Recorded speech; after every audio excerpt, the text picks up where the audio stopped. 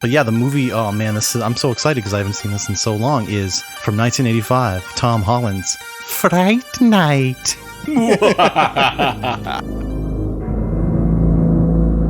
What would you do if you accidentally discovered the house next door was occupied by something not human? Something horrifying. Something unspeakably evil. No one believes you. Mom, I didn't have a nightmare. Not your mom. They did kill a girl over there. Not your girlfriend. Charlie, is this some sort of a trick to get me back? Not even the police. Look, I know it's crazy. I know that, but look, Lieutenant! It knows that you know. You'll do anything to protect yourself. But it will do anything to protect its secret.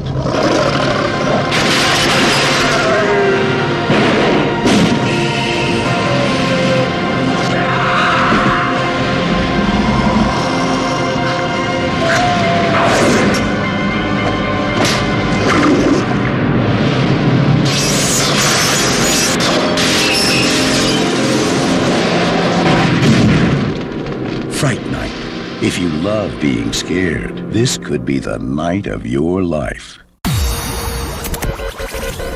So this is our last pick for Pride Month. Kind of an unconventional pick. We've done Nightmare on Elm Street 2. Mm-hmm. We did Sleepaway Camp. Mm-hmm. The vampire genre, where assigning a sexuality at some point just doesn't even matter anymore. They're kind of asexual beings. They're kind very of sensual. They need to move through existence just like almost as fluidly and as seamlessly as possible. So okay, so if you want to participate, hit play on your copy. We'll do our typical paper, rock, scissors, shoot countdown. Paper, rock, scissors, shoot. Welcome to Fright Night. this is so crazy. One thing I found out about one of the most infamous games to ever be made from a movie is E.T. It was considered like one of the worst video games of all time. So there is a video game, a Fright Night video game. I never even knew this existed, and it was made in 1988. So that's like 3 years after the movie. But instead of playing as the hero, the kid, you play as the villain, Chris Sarandon's Jerry Dandridge. You play as the vampire, and the whole gameplay is you're in your house and you wake up in your coffin in your basement, and you have a day to roam around your house and kill whoever's in there. Everyone from the movie is in there. Like, they took every character except his familiar. Didn't even make a blip on the history books of video games, but I don't know. I think that's very cool nonetheless. Yeah. Well, it also says that the movie had some sort of influential impact to pop culture that it warranted a video game. Yeah, you might as well try. Yeah. Yeah. But yeah, the guy that designed it, apparently it was his. Apparently he was like a famous coder or something. He was, and for the Amiga, like the Commodore 64 system.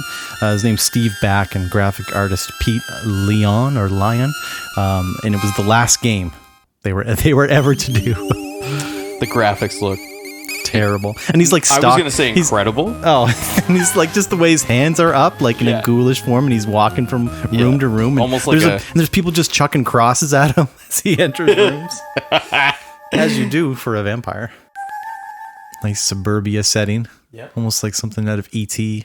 Yeah, and it's interesting. What I really like about this movie is that it acknowledges universes that could be created within film. So this is an 80s horror movie paying tribute to Hammer horror, like the classic Dracula. It's it's creating characters who are obsessed with Hammer style horror. It's almost like it's a movie about us who love horror movies in a horror movie. Mm-hmm. Yeah, like either, it's something that shouldn't be. Oh my God, music by Brad Fiedel. I know. I was going to talk about that. Yeah, I just noticed that. I didn't know that. I got to listen to more of the score now. But yeah, no, when something that only exists in the movies, like vampires and the rules of vampires, only exists in the movies. But when it turns out to be real. And you got to like draw on your love of vampire movies to defeat the actual vampire. I just love stuff like that. Yes, exactly. And the character of Peter Vincent. Yes. Roddy McDowall as Peter Vincent. Now, what is he known for other than? I know he was in what was that movie? Well, he was in the Planet of the Apes series. 71, 72, 73, 74. Wow, they were like back to back. The Legend of Hell House, 1973. Cool. That's where I remember him.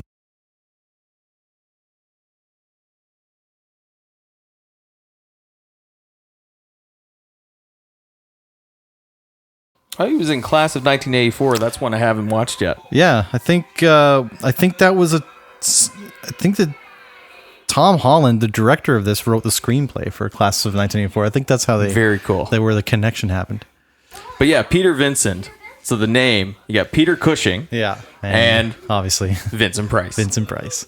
I think they even wanted Vincent Price to play Peter Vincent, but at the time he was just apparently so done with horror movies because he's just been so typecast and as an actor. I mean, rightfully so, but he was just not interested. Here we have Amanda Burse as the girlfriend who went on to go. You know, what was her name on Married with Children? Anyways, the next door neighbor in Married with Children. Marcy. Yeah, Marcy was a good time. Fright Night. Oh, the virginal. She's so frustrated. And just like ultra horny teenage boy. A classic trope of 80s movies. Oh, yeah. I mean, this is 1985. We've already set up sex equals death in slashers. He got pretty mad at her for not wanting to have sex right there. Yeah. He needs to calm down. But then he caught himself. She does love him, though, look. Yeah, buddy, you got to be a little more understanding than that.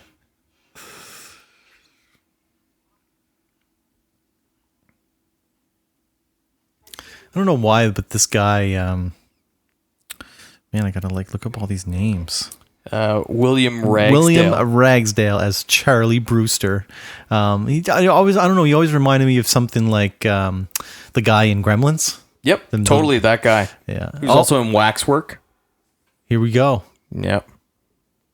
New neighbors moving in next door. Man, that looks oddly like a coffin. What an interesting suitcase. Now he's more interested in the next door neighbors than his girlfriend actually taking off her clothes. Oh, she's nervous. Now, this is some of the subtext that gets into the queer discussion. You think that Charlie is maybe has some... He's questioning his sexuality. Yeah. Now, to a heteronormative society who has the pressures of trying to score with the girl, he's already exhibited his frustrations. He's just sexually awakened at this time. Yeah, that's true. But right now he is obsessed with something that is happening next door. Now, we don't know too much about the neighbors at this time, but again, the read of this is knowing that what we will come to read into about the neighbors being two men, yes, posing as a gay couple. Yeah. The coffin is the curiosity of homosexuality that he is now obsessed with. Well, because his whole thing moving forward is that he is obsessed with what those two men are doing next door. Very also kind of like just as a plot device, very like rear window. Oh, most certainly. We're definitely taking Charlie's POV. Yes. Always looking out from windows, looking across the yard into someone else's house. Very voyeuristic, Very peering. Yeah. Yeah. See you tomorrow, Charlie. What an asshole. Seriously, buddy. Charlie, that wasn't very nice. Not walking Amy to the front door. Mom, there are people next door. Oh, I guess the new owner's moving in. What new owner? Didn't I tell you? No offense, Charlie, but if there's next door, there's assumed to be people. Also, why didn't he immediately maybe tell his mom that they were bringing in a coffin? There are people next door. Again, carrying a coffin into their house. This is the discussion, my friend. There's the curiosity of the unknown. Details are pending, awaiting notification of next of kin. Ooh, Hey. ominous. Ha. Stephen Jeffries as Edward Evil Ed Thompson. This kid is weird, man. Look at his hair. He's very Bart Simpson hair. Oh, yes. But he's such a strange dude. He's like I would even say maybe Crispin Glover qualities of just like human behavior that's just not really, I don't know, it's very odd. Yeah, he's almost like a caricature. Yeah. And again, mid 80s. Like this movie, aside from any other deep reads, the movie itself pays homage to not only, like we've already said, the Hammer horror, but also the tropes that already exist within horror. Like you have to have the silly buddy, Like a comic book, Right. like, version or representation of vampire movies, vampires. And now, do you think is she a prostitute, or she's just like going to hook up with Jerry? Well, I believe we'll find a little bit more about her when Man. she goes missing. Man, I haven't seen this movie in so long. I'm so excited. That's what's amazing I about forget. Nostaljunk. I forget. Yeah, I remember a lot of things about it, but not everything. I gotta go study. I'll see you later. Steady? You? He is actually studying. He was not lying. Good for him. Look at some pretty complicated looking stuff. Were you good at math as a student in high school? Oh, no. I was not a good student, period. Really? Yeah. I thought you would have been. I was in university because I was actually interested in it. I was too busy being the class clown. That was what was mentioned to my parents in, in really? a few of the meetings, as Matt's too occupied with being the popular one. Were you in fact, popular? I was not popular in like the bro dude sort Yeah. of way. I was the chameleon metalhead who was friends Cool. with everyone, invited to every party, It was my fault. was incredibly overweight and had no girlfriends, but was friends with everybody. So Actually, that mirrors maybe a little of. That kind of sounds like my. yeah, you know, right, yeah. I was definitely a chameleon. I've been miserable the last 2 days. I don't know what it's been like.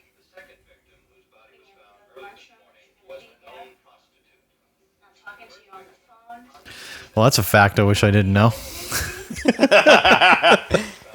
Yeah. So Oh wait, Police band last night. yeah. That wasn't the only murder. The second 2 days. Get this. Both of them had their heads chopped off. Can you believe it? You're sick. he's so happy about that. Yeah. Oh, yeah. You just ignored her for too long there, buddy. What is that? Like Sloppy Joe? Oh, whatever it was, it is definitely sloppy. Oh, and there it is. That's the infamous quotable. Now, there's even a documentary now that you can watch about the making of the history of part 1 and part 2, and it's called "You're So Cool, Brewster." Definitely a standout line, standout quote from the movie. So a little bit more about our buddy Jeffries, Evil Ed. He did act throughout the 80s, and another horror film that he was in was 976 Evil, directed by Robert Englund in 1989.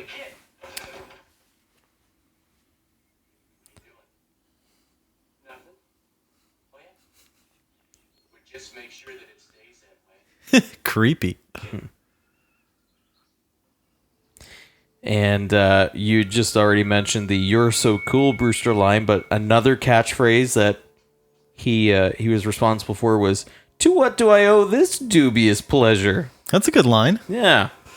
Kind of flies under the radar, but nonetheless, knowing where it comes from, you're like, yeah, I've definitely said that out loud.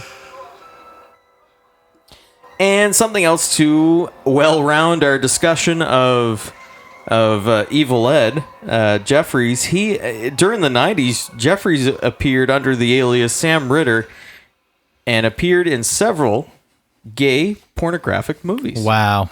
Did not know that. It's definitely something he probably might keep off the old filmography. Well, Actually, you found it on... Yeah. Well, it's easy to find, but I guess Wikipedia. I think that's why he uses Sam Ritter. So actually, well, another interesting fact. So this guy, William Ragsdale, did you know that he actually auditioned to portray Rocky Dennis in Mask? Obviously made famous by Really? Eric Stoltz. But I thought that was interesting. I didn't know that until researching for the movie.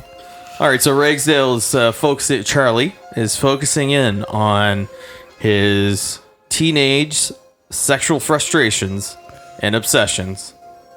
Oh, and of course, being a young kid, I mean, this is 1985. I don't know when could I have seen this when I was... couldn't have seen this when I was 5, but No. definitely definitely piqued my curiosity about the female form of scenes like this. Oh, most certainly, yeah. Very voyeuristic too, like you're not supposed to be watching. Right. Now that's kind of telling. I mean, he could be dreaming because he, but Now he's definitely a vampire. Now this is a moment here. So creepy, man. I remember it scared me so bad when he notices him looking. Like, look at his face. But he's not looking just at him. He's looking through the camera and he's looking at us. Yeah. Which is also very meta because that's what it is to watch these movies. We're watching, we're looking through Charlie's POV. Those are some long fingers. I know. That's creepy, man. Great music too. Oh, yes. So you got a little mix of the synth and some 80s shred solo. The guy who bought the house has fangs.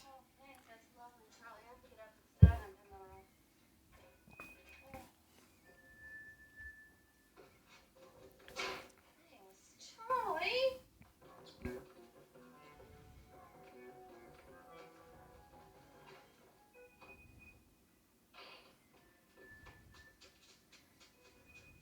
He's not very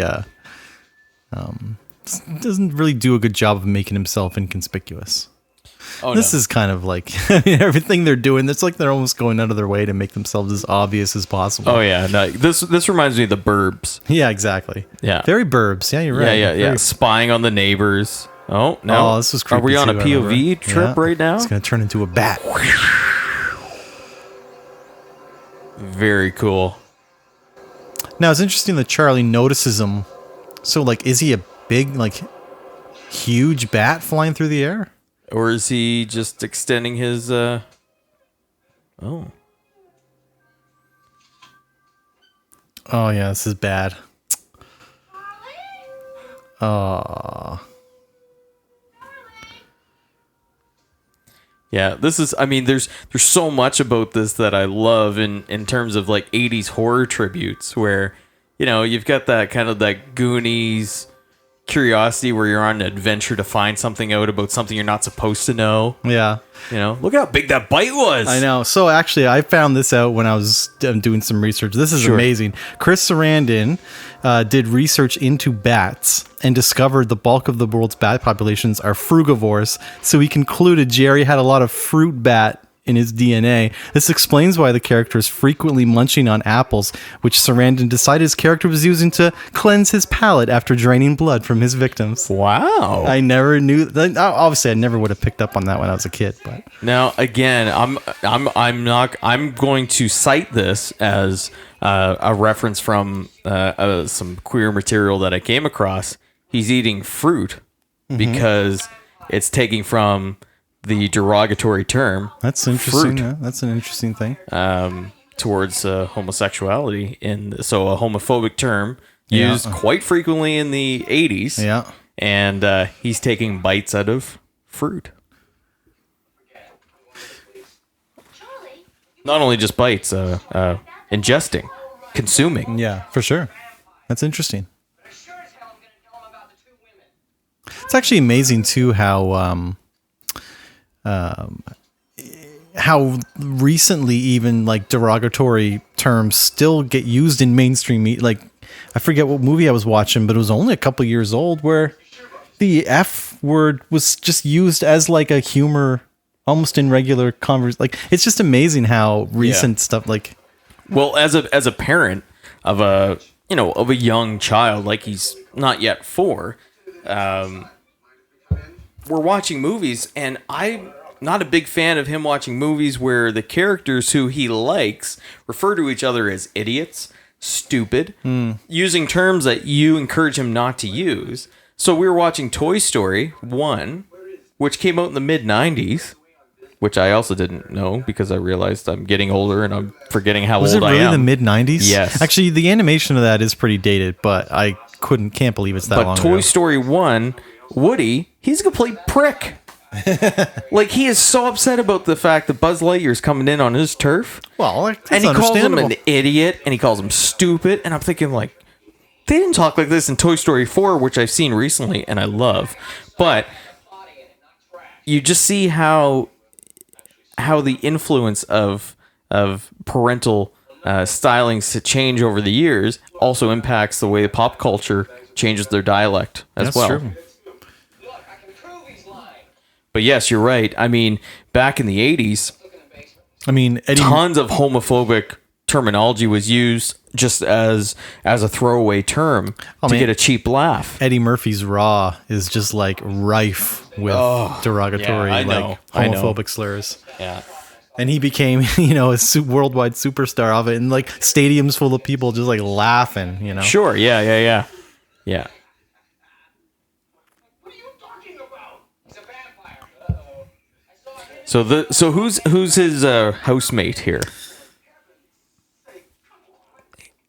Clearly, they're in cahoots, and they are posing as one thing. And Yeah. So Jonathan Stark playing Billy Cole. I guess Jerry Dandridge's, familiar is the term. Basically within a human servant Yes, that vampire can culture. operate during the day because vampires have to sleep all day. right. But yeah, definitely. I think the idea maybe they're, I don't know if it's ever, is it said during the movie, but they're definitely posing and living as a, Well, the mother said, probably gay, my luck. Because clearly she's single and she's interested in these good-looking men. yeah. But yeah, there is like a sexual power that vampires hold over their prey, their familiars.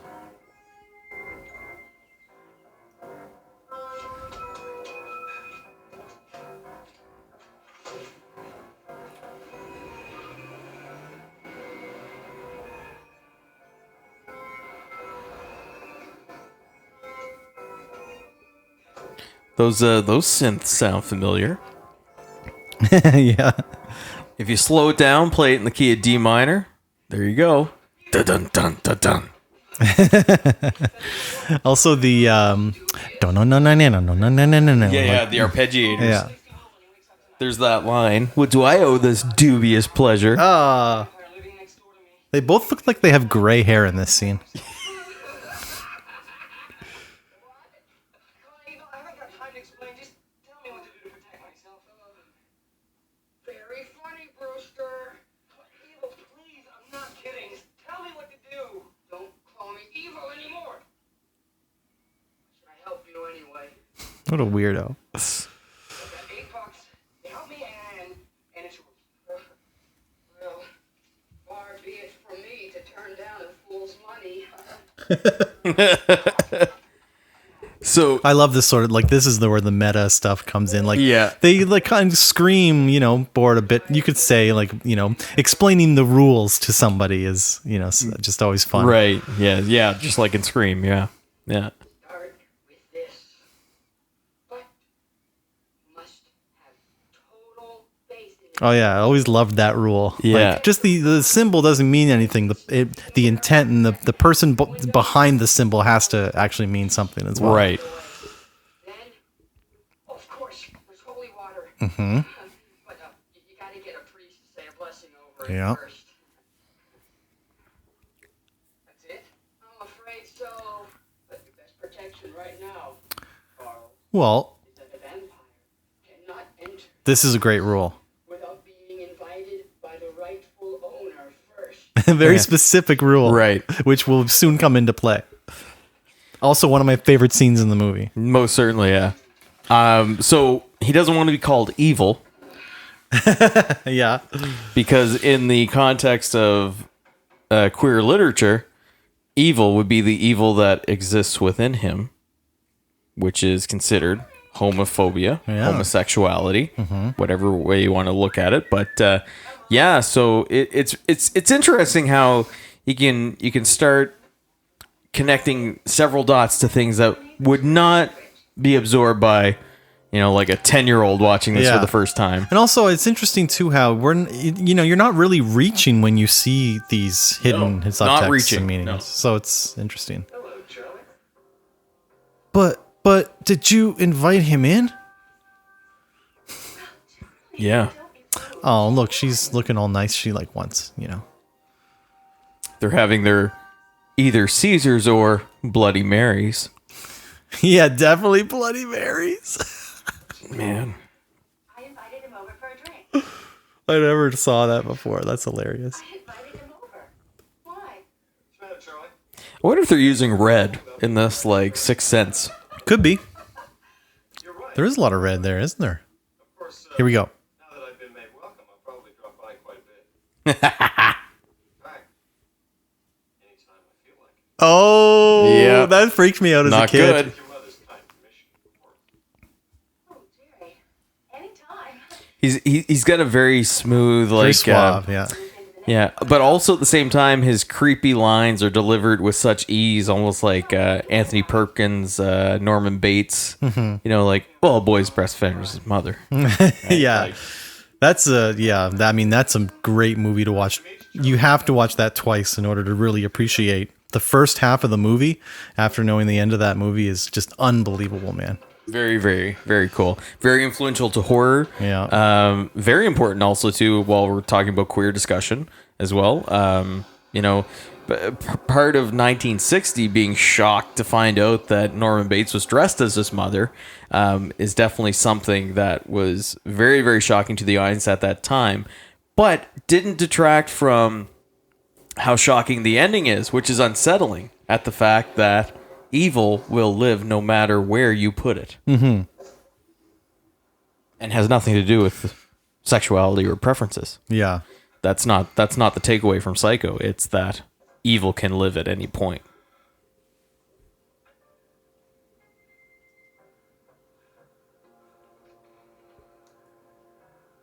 Who's he got? A Bob Ross painting there? I love it. Yeah. I love it. I'm into that, actually. Yeah. Yeah, this house is almost like, I guess, like the 80s equivalent of, like Stifler's house and American Pie, like that. Stifler's house. Yeah, like that, oh man, that's a nice home. But Stifler's house was a mansion. Okay, maybe not Stifler's. This What is was just the other guy? Jason Biggs. Oh, yes, Jim. Jim's house. Yeah. Yeah, okay. Yeah, I got that makes sense. Yeah. Just suburbia, average suburbia home. Yeah, this isn't. And Scream. It's not Stu's house. It's Nev Campbell's house. Why I can't remember her name? That's Sidney Prescott. Sydney. Horror dads would be so embarrassed right now for us. Gotta always flex the trivia muscles whenever you can. Yeah. Especially when it comes to horror. Especially when it comes to horror. My God, you can't let your guard down there. My God.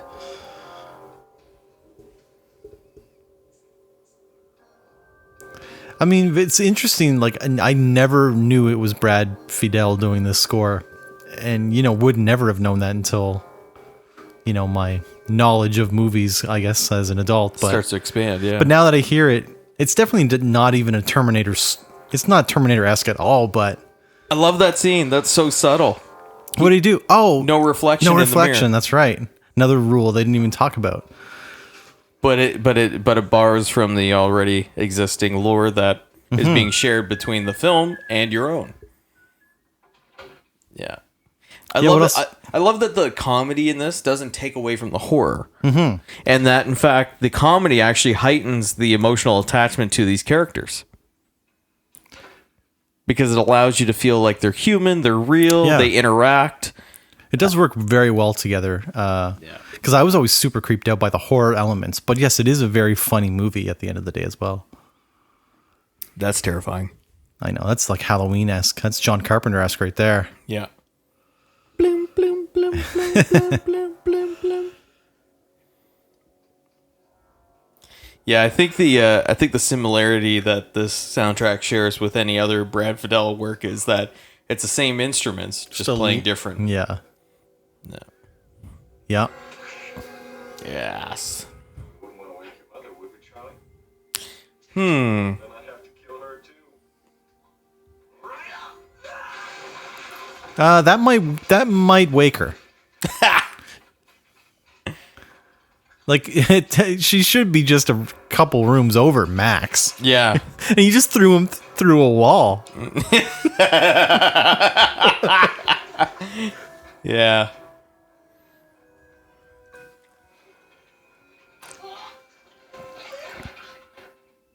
You realize how much trouble you caused me? Spying on me. Almost taking my sleep. Telling policemen about me. Oof. He hit him so hard he dented the wall. What is that thing? It's like an arcade thing? It looks like it's like an upright pinball. Do you ever have those little things where you flick the metal balls and you tried? There's like a almost like a skee ball type little tiny little portable game. Oh thing, yes. Choice. Forget about me, Charlie. Forget about me. And I'll forget about you. Does he believe yet? Say, Charlie.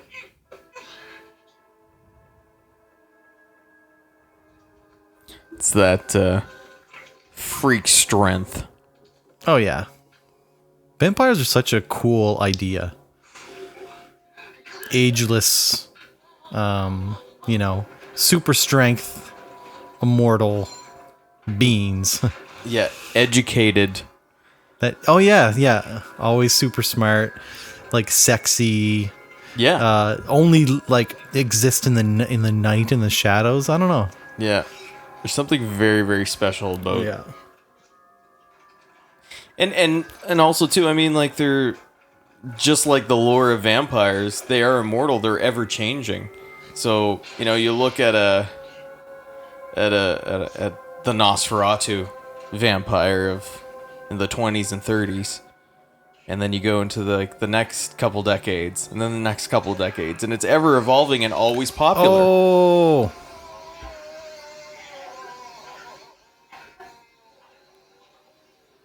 I love the makeup in this scene. Yeah, I was gonna say. So yeah, apparently this shot was achieved by having a spring-loaded collapsible pencil. Oh, you can almost see it too. Yeah. Glued to his palm and an eraser tip loosely attached to the back of his hand. Oh. Actually, some really great, scary makeup. Yeah, like that's I know.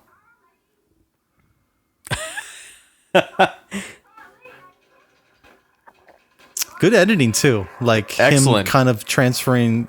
Oh yeah, this is amazing when he's back to. Yeah. This is good. That's good, man. yeah.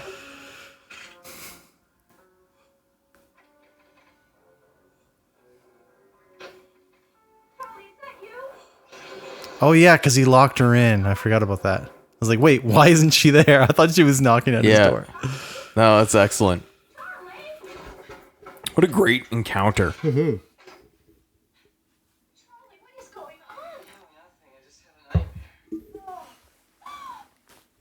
had one last night. It was awful. I was at this white sale, and I suddenly realized I was stark naked. That's a weird thing to tell your son. Raccoons in the garbage can. Why don't you go back to sleep? But sweetie, what about the nightmare? Do you want a Valium? Do you want a Valium? Has your mom ever asked you that question? No. Neither is No. my mom. I'm disappointed in my mom for not asking in my life, especially as a teenage boy, if I've ever wanted a Valium. For every nightmare you've ever had. Oh man. Kyle, what are you moving on to now? You're on to the Keeping the strong beers going. IPA. This is classic. Just an IPA. Yeah, and I love actually. Wait, where does it say it? Oh yes. So here's Boxing Rock's description of their IPA. Mm-hmm. It's an overused term these days. It now covers a broad spectrum of beers that get called IPAs for no other reason than they contain more hops than, say, a Pilsner. Calls traditionalists, but we think IPAs need to be hoppy, strong, dank, and yes, a bit bitter. I just like that. It's like, this is just an IPA. No, nothing, not special, not like weird. No bullshit. Yeah. Yeah. Very, very simple.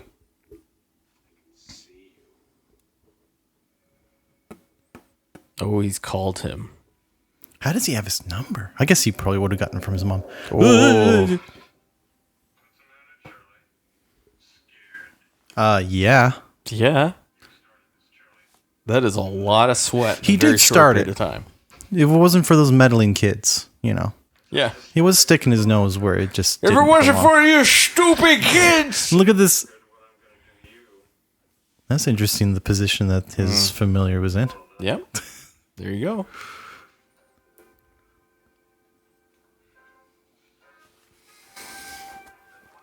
The obsession continues.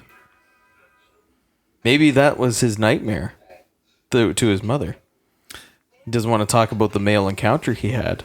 That's true, too. But yeah, something else I read. So, Stark and Sarandon had not picked up on the intended gay subtext when they were developing their characters. But for the scene in which Jerry pulls down the window shade and it looks as though Billy is about to perform oral sex on him, Stark remembered, I'm cleaning his hand, and Tom Holland said, no, just get down on your knees. Okay, Tom. And then when he saw the film, he was like, oh, okay. Wow. Again, you don't have to. It's interesting that Tom Holland maybe didn't tell them outright, but do you know what I mean? It probably was in his mind as he was filming. Most certainly. So yeah, we still haven't even met Peter Vincent yet, like in the flesh. But yeah, we were talking a bit before of how this is reminiscent, or like, you know, just the act of watching late night horror films on TV, maybe with hosts, like the resurgence of The Last Drive-In with Joe Bob Briggs on Shudder, which has proven to be just such an amazing success and just an incredible thing to have in our lives at this point. Most certainly. Oh, he just like goes right to the studio and just like meets them. That's incredible. How that you is just amazing. Walk right up to them. Where does he like? It's amazing that he lives in the town where they film Fright Night. Mm-hmm. Unfortunately, none of your generation seems to be. I love this part. I have just been fired because nobody wants to see vampire killers anymore. Oh, just been fired. All they want are demented madmen running around in ski masks, hacking up young virgins. Yeah. There you go. Or as Roger Ebert would call them, dead teenager movies. Yeah. DTMs. DTMs. Is that what the kids are calling them? Yeah, that's what it was abbreviated on a couple of websites. I was like, what's really? DTM? Oh. In fact, I have one living next door to me. Would you help me kill him? How naive is Charlie really? He's like, does he not realize that Peter Vincent's an actor? Well, this is true, but this is also Fright Night, where he's living next door to a real vampire. But also, I guess no one else is going to help him. Like he's his last hope. Even his friend is making fun of him. That's true. So Fright Night was an actual TV series from 1976 to 1979. It was a hosted horror movie show with Robert Foster as Grimsley, presenting movies on Saturday nights at 11 p.m. in Los Angeles from 76 till 79. Ooh. Short-lived, but that sounds awesome. I'll find the audio clip and play it here. Here.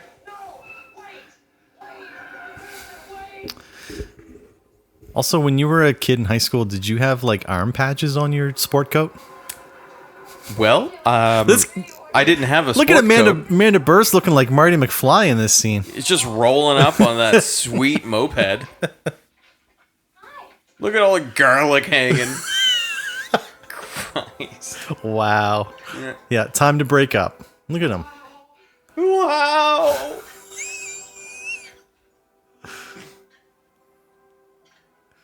This is weird karate ninja shirt. I think I'll need it. I'll be dead before nightfall. Who will be? Dandridge. Dead by dawn. Oh, Dead by dawn. it's another thing, another movie I want to watch again. Yes. I haven't seen it in so long. That's actually, now that I think about it, we should do like a rundown of our favorite movie watching memories. Oh, yeah. And so, got to reveal one of them right now. You just reminded me. I was in university, and a bunch of the people on my residence floor had never, and of course by this point I was already a full-fledged, like I just was a horror, just fiend, and I had my huge VHS collection. You were the horror friend. Yeah, and none of the people on my floor had ever seen Evil Dead 2, Dead by Dawn. And I was like, we're having a movie night, and we're going to the common room or whatever. Such a great one. And holy shit, it was one of my favorite memories. Just, I don't know, like, just picture a huge room full of everyone. It wasn't the fact that, obviously, Evil Dead 2 is just an amazing movie, but it was the fact that everybody, for the first time, all those people that hadn't seen it, they got it. Everyone was laughing at the right parts. Everyone was screaming at the right parts. And when the Deadite's going, Dead by Dawn, or I'll swallow your soul, I'll swallow your soul, I'll swallow your soul, and then he swallow this, boom, the whole place erupted, and it was just, everyone was like, yeah, That's incredible. That's incredible. It was so awesome. Man, that's awesome. Because that is such a triumphant swallow this. Yeah. Yeah. I'd have to think about it and go back, but in recent memory, showing my son Danny Ghostbusters 1 for the first time. And did he love it? Dude, That's amazing. he made me remember how cool watching movies is. It just proves also like timelessness of certain movies. Like here you and I are talking over this movie when we could be like immersed in it, like scene by scene. But we know what's happening. Yeah. But when you're 3 and you're watching something for the first time, you're like the world is on pause. Yeah, for sure. Yeah. The mark of a great movie. And still to this day, that can still happen. Yeah, like to me, like I think about, not even just necessarily horror films, but like the opening 20 minutes of Drive. When I first saw that for the first time in a movie theater, I was just like, right. You can't even move. Like When I saw Us, Yeah. I was blown away. I was speechless. I was without speech. I was without speech. I couldn't begin to even put into words what I was experiencing while I was watching Us, and how Jordan Peele is like us in a way that he's paying tribute to his influences. Saving a boy's life. But speaking about his Yes, experience sorry. as, Yeah.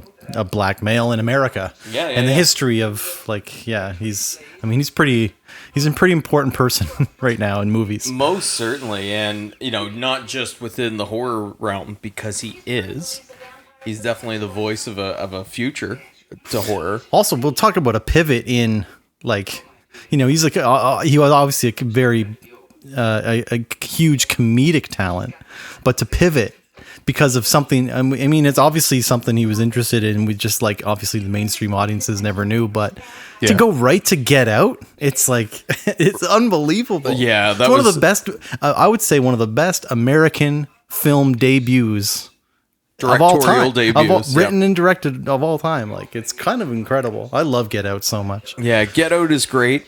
Oh yeah, you said you like Us better. Well, I like it better, but they're two different movies, right? That's true too. It's not about comparing them as like, oh, this is the sequel. It's Yeah, just Us is just my type of horror. I don't know. Yeah, he just hit it on all cylinders for me. That's all. And then likewise, I love Hereditary. I was gonna say, well, we were talking about movie moments that leave your jaw on the floor and you can't even speak, and there's the movie theater's almost uncomfortably silent is the car crash scene in Hereditary.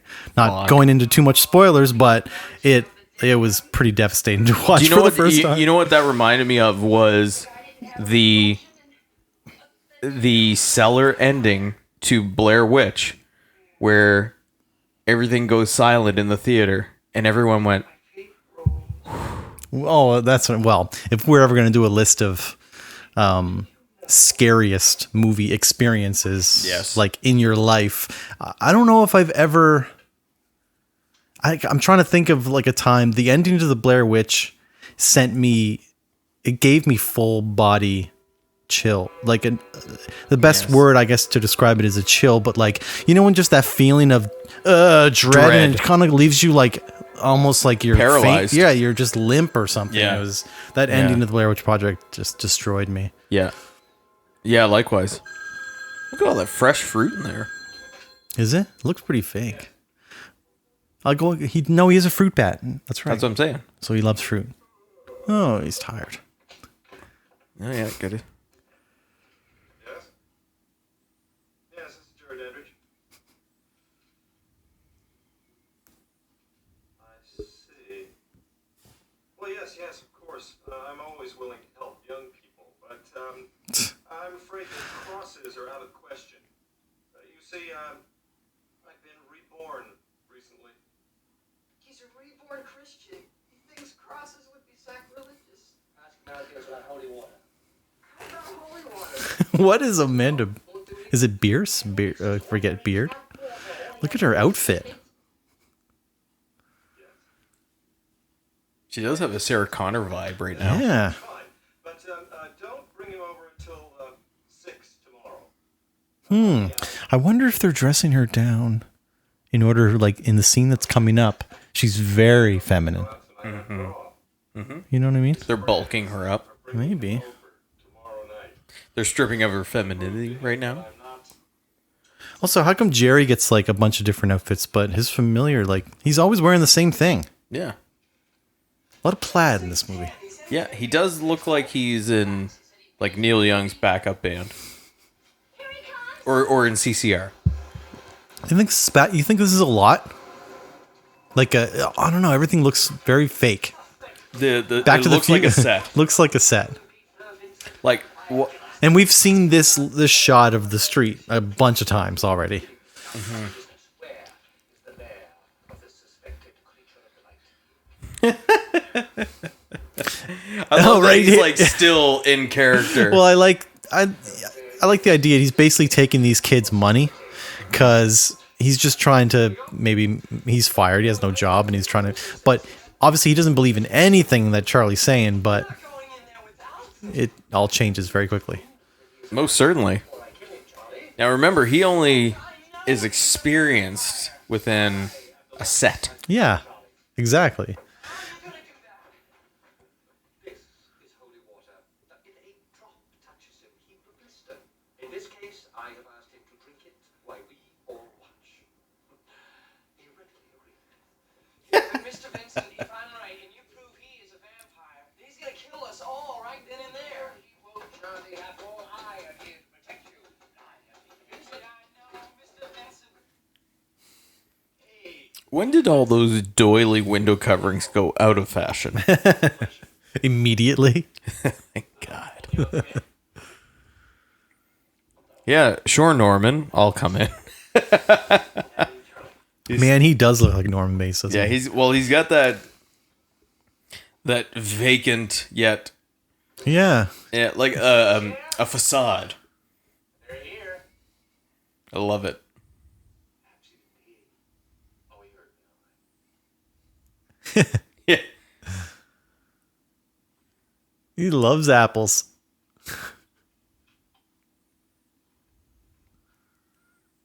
With a turtleneck. It's a bold ensemble. I know. Mr. Vincent, I've seen all of your films. I found them very amusing. Not accurate, but amusing. Who are these Very amusing. Oh. attractive young people? Abe Thompson? So again, this is a kind of an extension of the theory of gender fluidity, but not so much being. I think he's gay. He's more attracted to the virginal. Yes, the aspect. young, supple. Yeah. Again, a kind of a horror trope being that women are easier to portray as being in danger than a man. Mm-hmm. But that he's not gay, that he could be identified as queer because he can just go anyway. Mm-hmm. It's the vampire, Brewster. He's neat. See? Already under the spell. Yeah.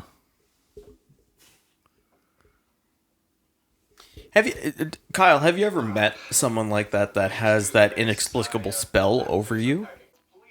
You know, it's it just when you meet someone, they have this aura about them that you're like, oh my god, and not necessarily in love with, but it's less like it's this power that they have. Yeah. And anything they say at that given time, you would just go ahead and do for them. Almost true. like a celebrity, someone you might idolize, you'll look up to.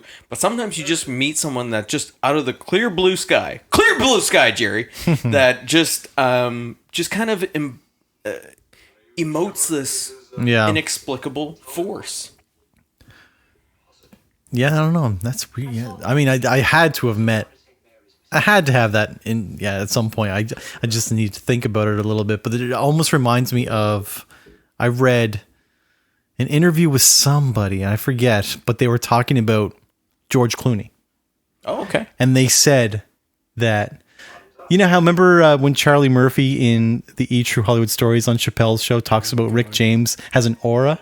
It's like orange. Yeah. It's just this aura. And talking about aura, I seen it. Yeah. But they said that about George Clooney, and that certain people have a power in that all they need to do is when they enter the room, and it's a room, a bar full of people. It doesn't matter how many people. Like everybody in the room is aware of someone's presence. Sure. And that's what they said that about George Clooney. Yeah. And I can see that. Yeah, I'd be into that. I'd be into that. I mean, it's, he's one of the greatest Batman of all time. Oh, Jesus. Speaking of which, have you heard the latest rumor? Michael Keaton is in early talks of returning as Bruce Wayne to a Flash movie where Barry Allen travels to a different universe which actually exists within the 1989 Batman universe. And Michael Keaton will be reprising his role. I did not hear that. That's amazing. I love Michael Keaton and as you know Batman. what? I'm not against it. I'm not against it don't at care all. It's one of my favorite I mean, also that's, that speaks to nostalgia and just being young and having a, huge summer movie event. But that first Batman to me was, I loved it and I still love it, Keaton, Nicholson, Basinger, Vicky Vale. Yeah. No, but honestly, that Batman. Yeah, I like him. Standalone, you didn't have to make any sequels. No, that was fantastic. It was great. Tim Burton. Yeah. Everything was just... Everything, it was a perfect storm. Yes, it was. Yeah, Danny Elfman score. Come on now. Yeah. Kyle, what are you drinking this evening? Well, I ran the table of, not completely the whole Boxing Rock kind of product line, but... And you're still standing? Yeah, I got a trio. So I got the Boxing Rock Coffee Porter, the IPA, and the Wild Axe Pilsner. The Coffee Porter is very special to me because I'm a passionate coffee drinker. I'm one of those drinkers that starts the day with a cup just to feel human, and then I begin drinking more coffee so I enjoy my coffee. But this coffee porter actually contains real coffee in it. Not just tastes like coffee, it's a main ingredient. So this is kind of creepy. She's of high school age. I do love such a neat... I remember when I'm a kid, I'm like, whoa, he doesn't have a reflection. Obviously, they just filmed two separate scenes, but I love that rule, And that's when he knows. I also love the moment of realization when a character...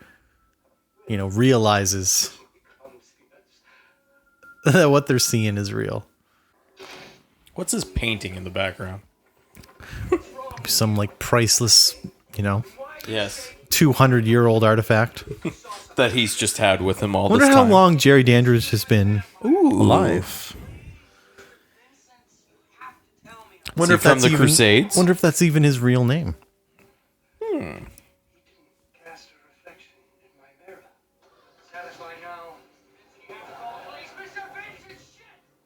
Mr. Vincent, shit. Hey, where you going, Pencil Pencil Dick? Dick? No way. We walk Amy home first. Just like her, doesn't she? Very Dracula, reminiscent of the story of Dracula, the vampire that's been alive for, hundreds, thousands, who knows years, but obviously had a love in their life at some Yes. point, and at some point you're going to meet somebody that reminds you of them. But how does this familiar know? Where'd Looks they so- link up? Looks a lot like her, doesn't it? How do you what? Like, she was 500 years old. Don't exist. Haven't you gotten that to your thick head yet? What if you're wrong, Evil? What if Dandridge is a vampire and he thinks you know it? So that actually makes me think of like, what are your favorite vampire movies? See, vampire, I'm only interested as of late. Really? Yeah, Okay. I was never a big vampire fan. I was just more into monsters and, overgrown animals. What a great scream. What a piece of shit. What a great scream. What a piece of shit.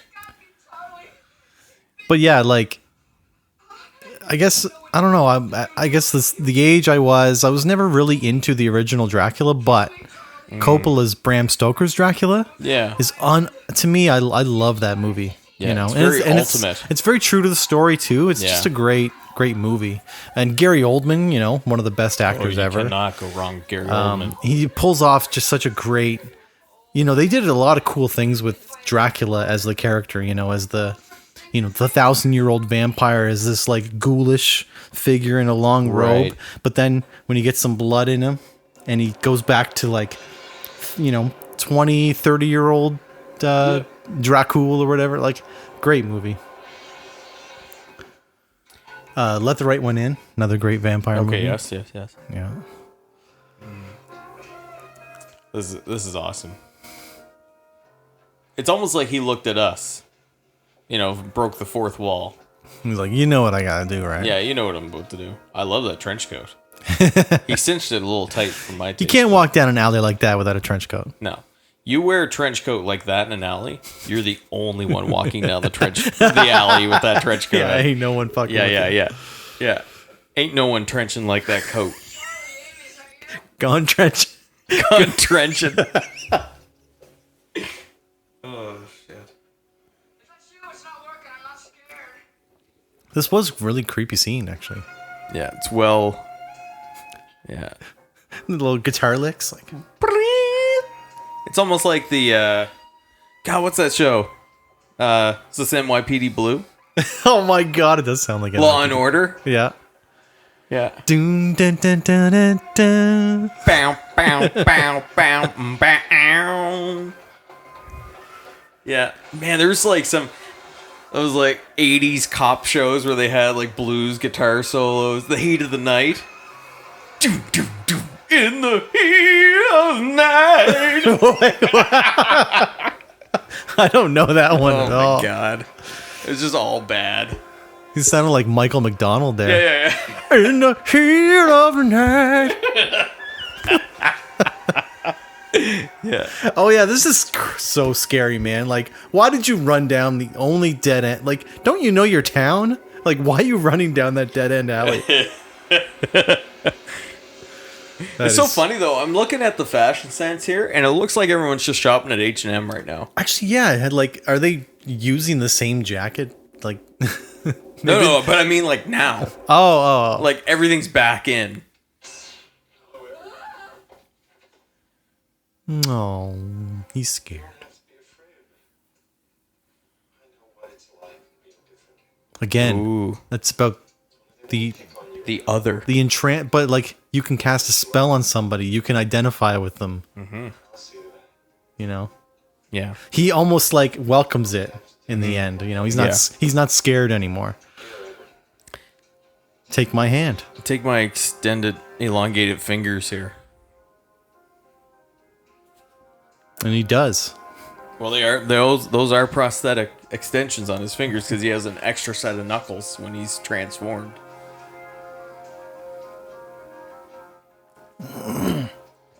Well, this confirms all the other reads right there. It was just evil messing around again. Cut it out, evil! It's not funny! Not funny. Truly, you're not gonna let him sucker you in again, are you?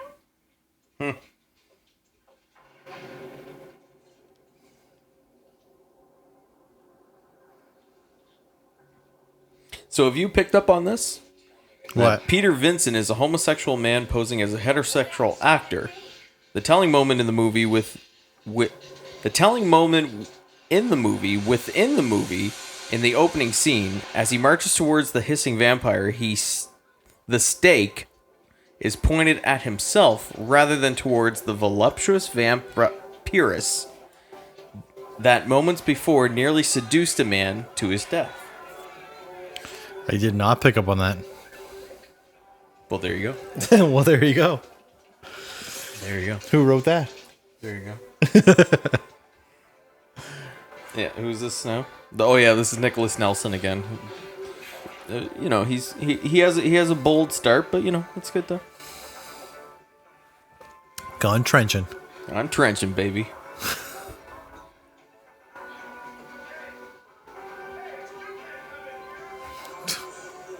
Well, maybe you shouldn't have just your huge window open to the public. Again, this reminds me of A Nightmare on Elm Street 2.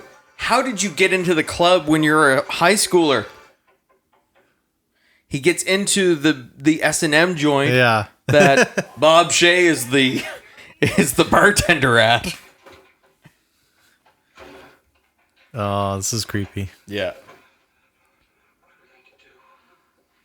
What are you gonna do?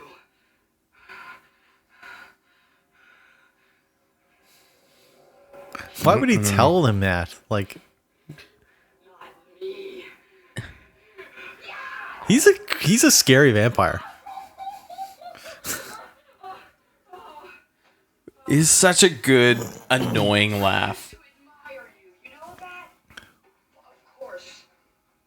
That was before I found out what a fake you were. Peter Vincent, the great vampire killer of the... Get him. Oh, yeah. Oh, I love that's that scary, goo. man. I know. The melting flesh.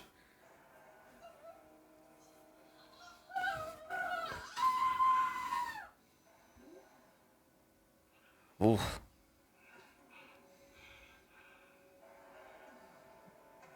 Of course he can't see himself. What have you done to me?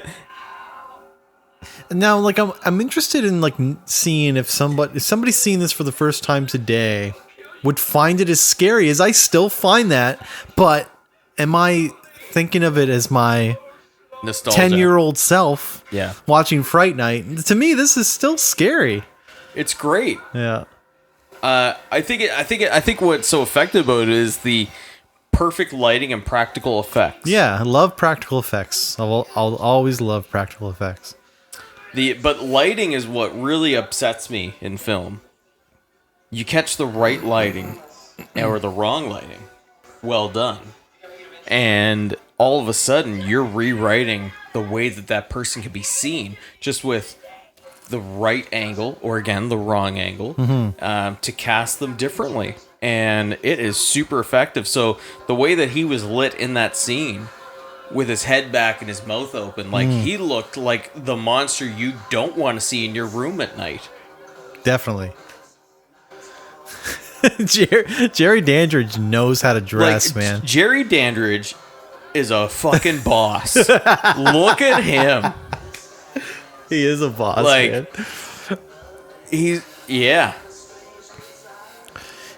So he looks like Michael. Remember Michael Douglas in Basic Instinct? Oh yeah. When that scene in the club, that's what he kind of looks like. He's already being pawed at. I know. They just can't help themselves.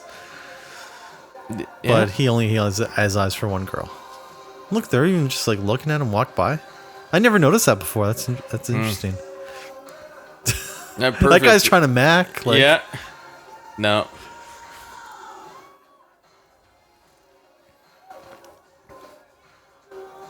Ooh. Whoa. Ooh. But yeah, See- you're right. Like, how old is she? Ugh. Right? Ugh. Yeah. But Crystalia. Ugh. But then again, yeah, sure, you can say, how young is she? But how old is he? Technically, he's a vampire.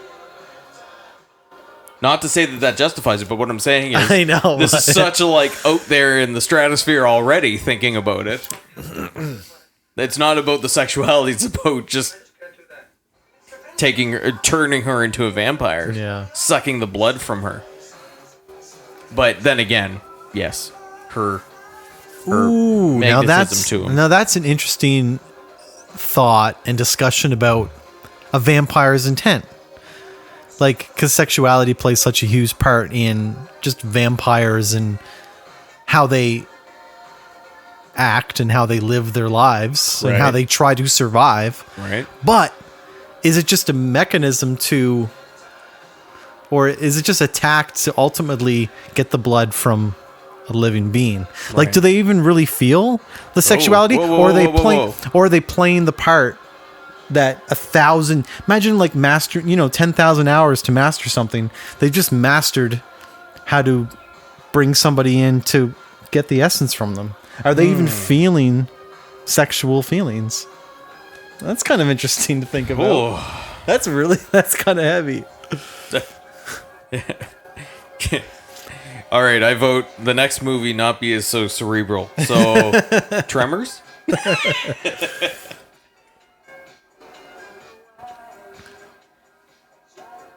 He's like, you just gotta, you gotta feel their ass. You gotta look at them in the eyes. But he's probably not, he doesn't even care. Like, I don't know. I find that I don't kind know. of It's interesting. it's very intimate, very sensual. Yeah. Some Also, how did her in hair, control. how did her hair change? And her makeup get suddenly It's done. Jerry Dandridge, if you have been paying attention. This scene is, like a tribute to Dirty Dancing, Footloose, everything from 80s culture. I love it. Love it. I'd be rocking this in my record player in the 80s for sure. Man, she's going for it now. Whoa. Little close. Too close, man.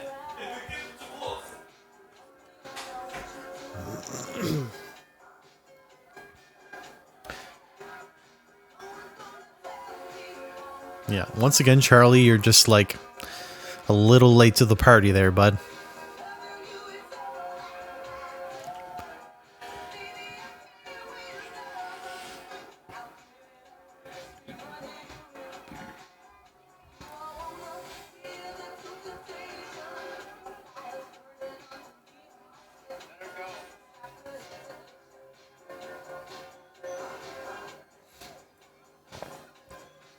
Shit. Oh, no. Yeah, that's bad. Oh. It's true. Also, you shouldn't have just like meddled in the first place. I don't want to kill you, Charlie. I want you to bring Peter Vincent to my house, just the two of you. That is, if you ever want to see Amy. Yeah.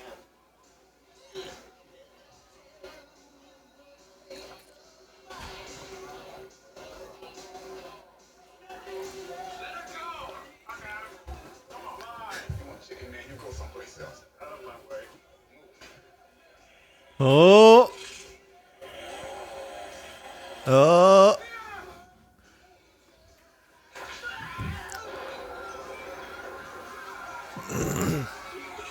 See, in 2020, he'd be on like every security camera ever. People will be busting out their phones like, holy fuck, look at this guy just like, chucking bouncers across the room. Stabbing them in the neck. Like, Yeah. Yeah. and this would definitely be on the news. Look at everybody freaking out. Like It's definitely on the mayhem news. erupted at the Liquor Dome last night when Oh my god, the Liquor Dome. We're all going to the Liquor Dome, the Liquor Dome. Follow the dancing pint. They're all going to the Liquor Dome. follow the dancing pint. Yeah, the Liquor Dome, Nova Scotia's like monument to alcohol consumption. And poor choices. Yeah. I mean, with a name like the Liquor Dome, you know.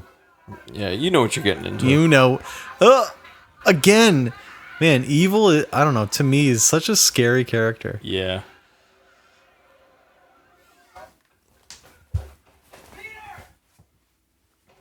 Peter, open the door! Not a big fan of those wall-mounted candles for lighting. I mean, that would be something I would take down right away. But I guess maybe that's the 2020 in me. So again, I mean, this does Peter Vincent actually believe enough in Christianity to give that power? We're assuming because it was able to burn evil. How's Amy? He says he's gonna kill her unless we come to his house. Oh my god. The police. I'll call the police. Oh, Peter, no! They won't believe you. I've tried. Peter, it's just us. We're gonna have to save Amy. I can't. I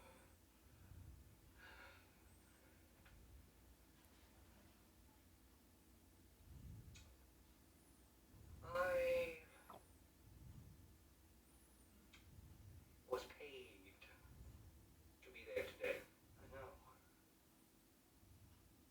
Do you still want me to help you? Yes. Okay. So something that I recognized right away was one of the bouncers that we just saw. Bouncer number 1. Kyle? Bouncer number 1 that we just saw. Something I recognized about him. The slimmer bouncer. I said, God, he's very familiar looking. Really? So, with a quick search, we find Nick Savage. And how I know him is from Friday the 13th, Part 3, aka 3D. And he plays Ali, and he's one of the thugs in the end where Jason has now officially donned the iconic mask. And they are in the barn, in the haystacks. And he's a bald, like, punk thug. And how does he kill him? Man, that's a good find. There's something very recognizable about him that I said, he seems like within the same era. Well, it was only just a couple of years in the difference, so. Okay. Here's the white virginal. Yeah, she's got like a attire. Marilyn Monroe dress on.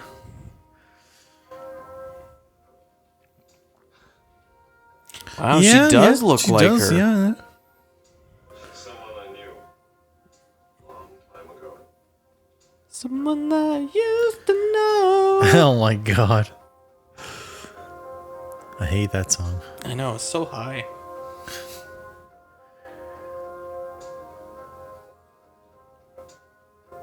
Where am I?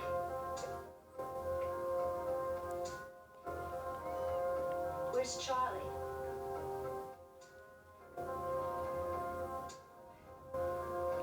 Ugh.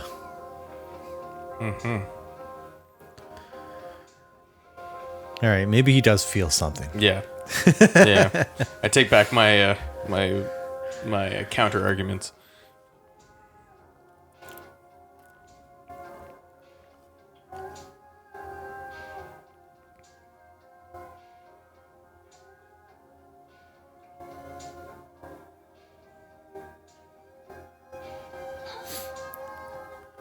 Well, didn't get her yet.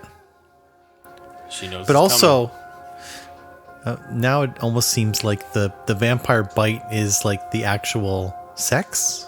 Like she was scared Right. for it, you know? coming. The bite is worse than the, or the suspense is worse than the bite. Yeah.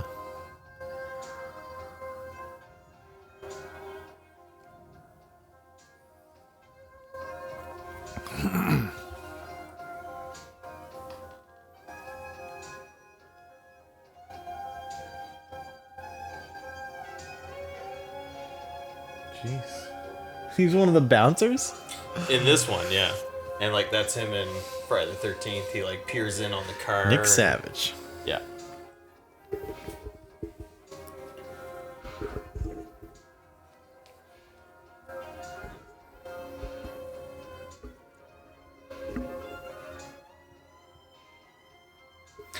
Some of the magic of these better 80s horror movies. And you have see, it's over. I mean, if vampire and horror movie rules have taught me anything, it's that she is unstable. And that's a pretty cool effect. yeah. Everything about this movie has been great.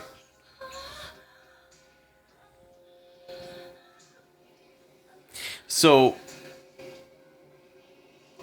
something great about really good 80s movies, and you have to almost start with really good 80s movies, because sometimes when you say 80s movies, some people automatically think cheese.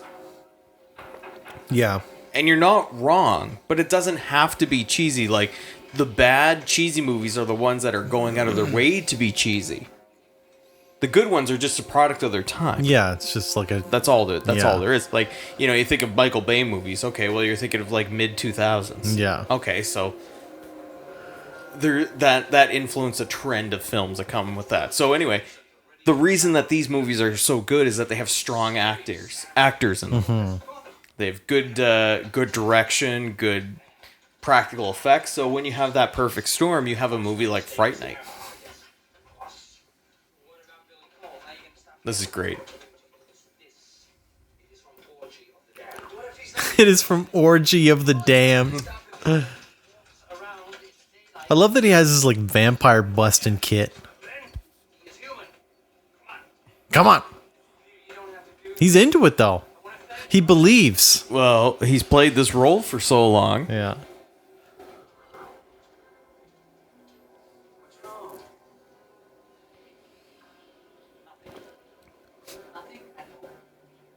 Are you sure?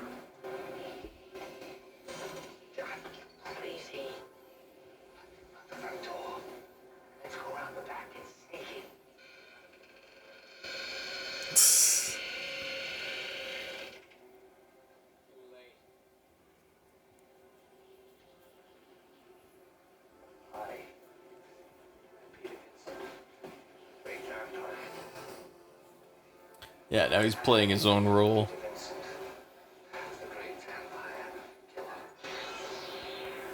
Imagine trying to psych yourself up. I know.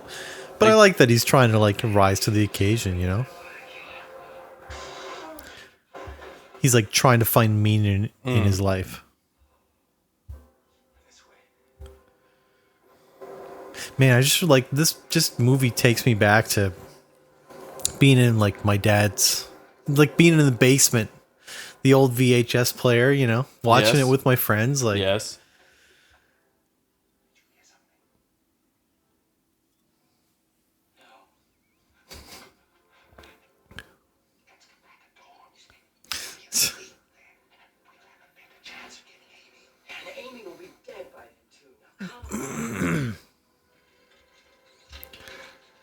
Oh yeah, this is awesome. Oh, such a weird flex as a as a vampire. Yeah, it's Freddy, right? Yeah. Yeah. For real.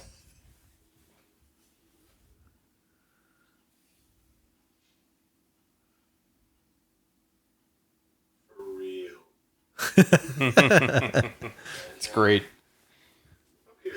But yeah, do you remember that scene? Did you ever watch Family Guy? Oh yeah. And it was like, I forget how they mentioned it, but when a movie says their own title in the movie, and it was like the movie they referenced was as good as it gets, and Peter goes, yeah, and he points at the camera. Yeah. Whoa. So the visual effects in this film were devised by Richard Edlund. He was the same guy who devised them for Ghostbusters Oh, yes, I did read that. Yeah. the year before. Great. Yeah, so that's amazing. The year before. Charlie now has faith.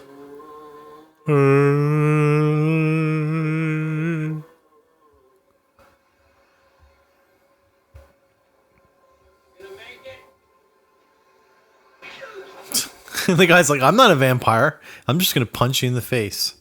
It would have been funny if he was trolling him. It would have been funny, yeah. Come on, man. No. He just leaves a teenage, like, what a piece of shit. They're like, yeah. Mrs. Brewster! Mrs. Brewster! Operator, give me a... Judy! Mrs. Brewster. Thank God the phone wires have been cut. I know. I did it.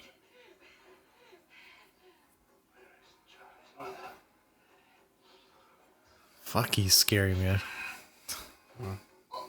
Well, apparently, she's working nights. But she left a note. I know, it's crazy. Here's dinners in the oven. What?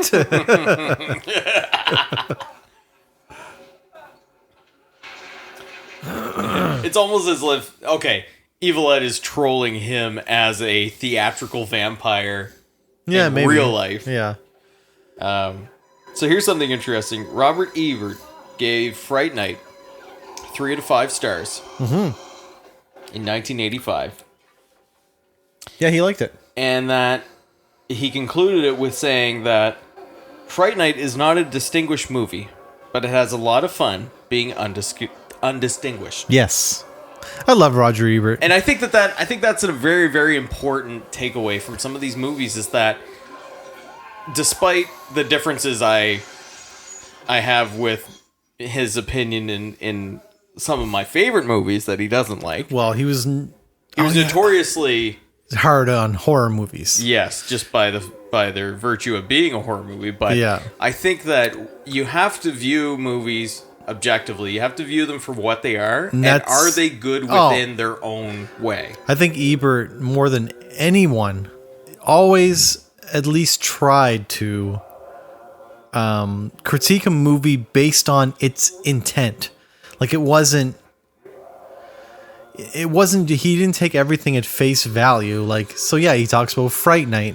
It's very undistinguished. It's fun. It's a little loopy.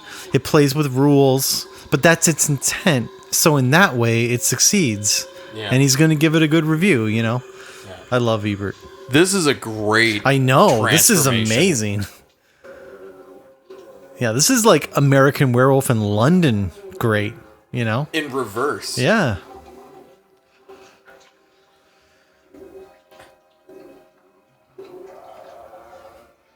It's interesting seeing sound effects. seeing him like emoting empathy for this werewolf essentially. Yeah. Because that like the kid coming out in a way, like just wanting help. The original Ed. Yeah. Yeah, the unaffected. Yeah.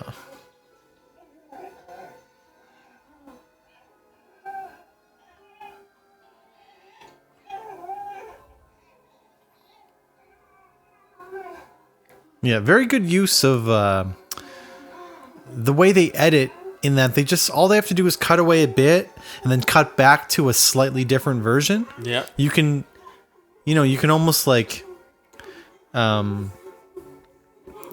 don't need to show the whole transformation. You just cut back and forth, back and forth, back and forth. The effect is, essentially the same. Very, very successful. Yeah.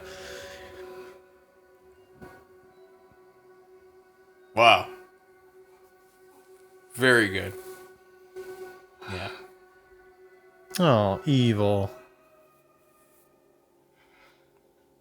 It's interesting how the burn, Yeah, what's up with that? well, it was inflicted when he was a vampire, but now that he's dead, it's almost like now he's back to being mortal.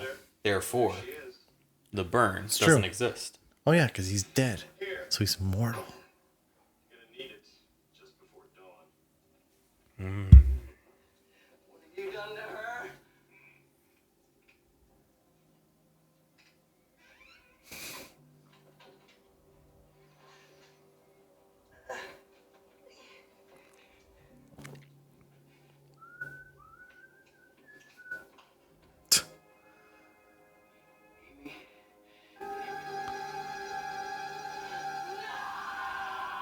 Don't put her next to your neck. Come on, man.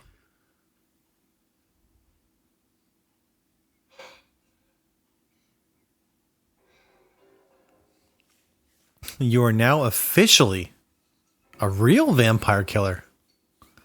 That's true. Take it out.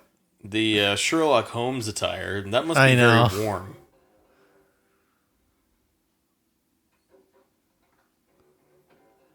One might read into that he just took the phallus away from him. Yeah. Oh. Also, like, hope that Charlie's mother doesn't, like, get off work early and get home, literally walk into a dead boy in her living room. God. A dead, naked, I know. slaughtered. Yeah. I can explain. I can explain. He was a werewolf. And I had a steak, and that's from the table upstairs, and we went through the anyway. And he had a burned X in his forehead, I swear, but it's not there anymore. But Long story short, it was there. You're still alive. That's all that matters.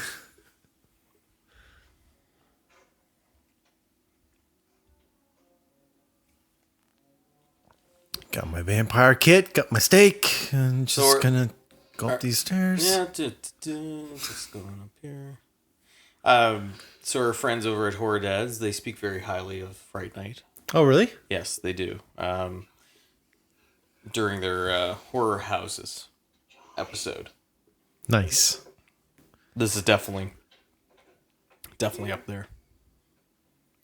Oh, favorite horror houses. Yeah, that's awesome. Yeah. What would yours be? Ooh, I mean, man, there's so many. I mean, the combo Bates Motel, Norman Bates' house. Sure. Yes. I mean, that's a very... They operate That might together. be my number one. Actually, no. Since my favorite horror film of all time is Texas Chainsaw, I'm going to say The House. Wow. Their house of horrors is kind of like insane. The living room full of bones, the kitchen with the meat hooks and the freezers. Like, that's a good house That's of a horrors. cafe now. I know, and I want to go. That's a Me too. bucket Yes. bucket list Yeah. for me, yeah. Yeah. That's a great home. That's a great entry because it's nothing spectacular. It's horrifying. Just like they made their home. Like this could be Wayne Manor for all we know. Yeah. But yeah. The cabin from the Evil Dead. Yes, of course. I mean, I have to acknowledge the iconic 1428 Elm Street. You know, like that home is very picturesque on the outside. Like you close your eyes and you picture what your future home looks like. You kind of have something that's very similar to that, but not the red and green, obviously. But that's a very nice home, but also very iconic to the horror realm that we speak of. Yeah, the Amityville house. If Obviously. only for the fact that the side of the house looks like eyes. Yes. Like it's such an iconic So looking something that house. somebody dug up recently was there's a screenshot from Jaws. So obviously within the same era. Oh, Oh, yeah. So he's dead. oh no, yeah, yeah. Oh, have you ever worn contact lenses? Neither. I mean, I had laser eye surgery, so I guess. Actually, I did read in research in this that the contact lenses. Oh my god, I thought he was human. Anyways, but the contact lenses apparently were very like not comfortable to wear, and that they could only wear them for like a half hour at a time. Right. Now, is he still alive? I don't know. Like I Because- thought he was human, but he was just shot in the head and he got up. Yeah. Huh. No, Not good. he's a zombie. Not good. But if he was a zombie, he's already been shot in the head. I know.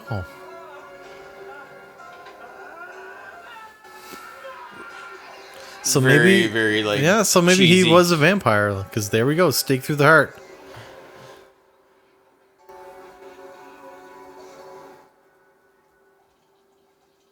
Okay. Well, that's gross. Yeah.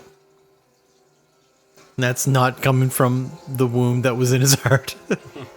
No, because that would just be trickling straight down. Exactly. But that's from that broken finger. Gross. Oh, Oh, look, it's like fucking street trash here. that is green ooze. Yeah. Meets the Exorcist pea soup. Well, knowing that it was Ghostbuster Oh alumni. man, Again, very cool. very Well cool. done. Yeah, no, great. Like the special effects in this movie are just amazing. Like, that was probably the, Oh, that's Yeah, that's awesome. great. That's awesome. that was probably the cheesiest moment of effects, but at the same time you're watching it, you're like, this is cool, I'm buying in, because this is at the end of the movie. Yeah. It's been successful all the way through, and you're totally invested. I love that.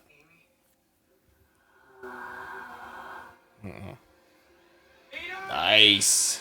She's worse. You know, shit, she's worse. Yeah, no, she's worse. What do Yeah. you mean? Oh, she's straight up a vampire? Did you think Yeah. it was going to get better? I don't when think she- it gets No. any worse than that. Yeah.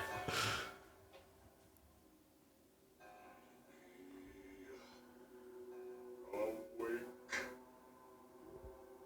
I command you to awake. Oh yeah. Again. Oh yeah, because here we go. We're about to see the cover of the infamous Fright Night cover. Yes.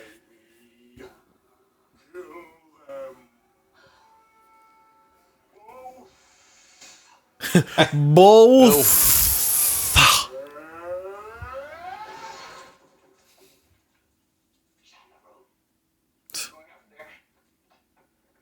Yeah, that sounds safe.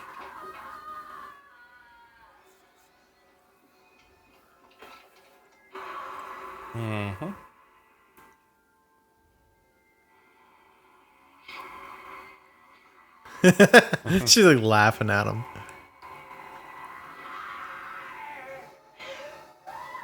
Oh, he believes. Or she's just so novice that she hasn't. She's so novice. Ooh. Going downstairs. Connie! Awesome. I know.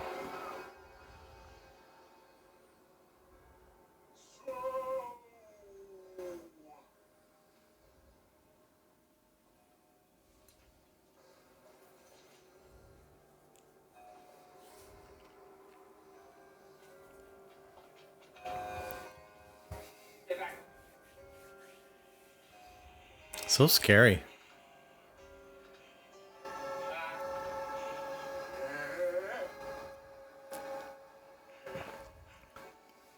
You have to have faith.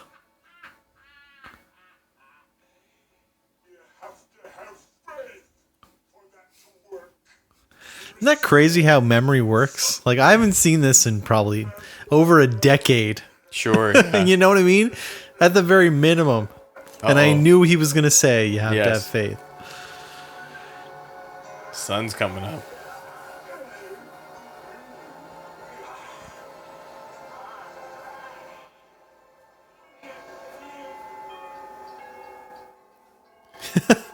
So many clocks. Yeah, in case one fails. And he's like, oh my god, so many clocks. You put them there. Yeah. Kyle, that's not the problem. It's sunrise. But he's looking at the clocks like, Who set these clocks? Out of time. Look over your shoulder.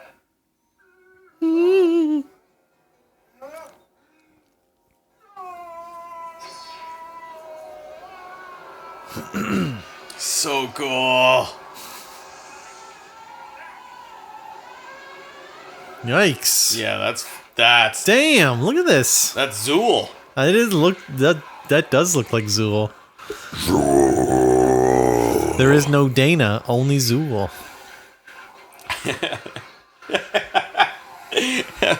When she goes to Bankman, she's like, I want you inside me. He goes, oh, go ahead. No, I couldn't. It actually sounds like there's more than one in you already. No, I mean, can't. that's like peak Bill Murray. You know, he's just like perfect Bill Murray.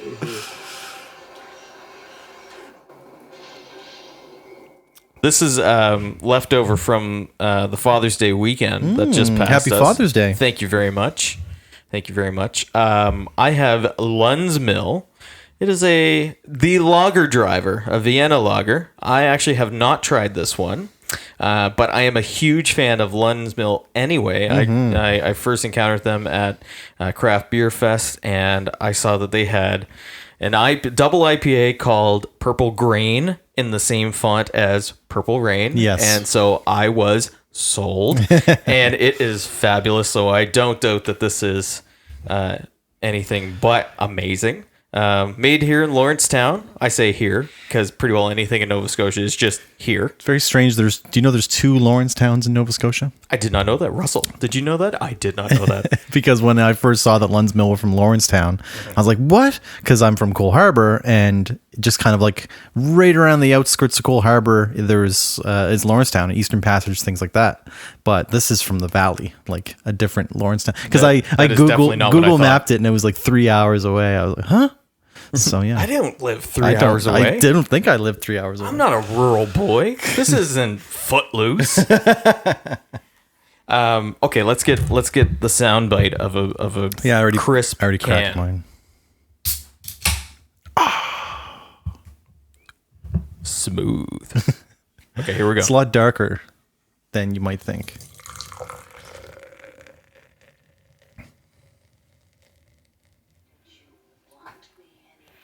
I mean, kinda. See, this is the sexual appeal of vampires. I know. It's just like 100% sex. Like, that's what they use. Yeah. You know? There's sexuality. Or the fluidity of it. Yeah. They're just such sexual feeling. Oh. Okay, now. Yamahama, it's Fright Night. Yamahama, it's Fright Night.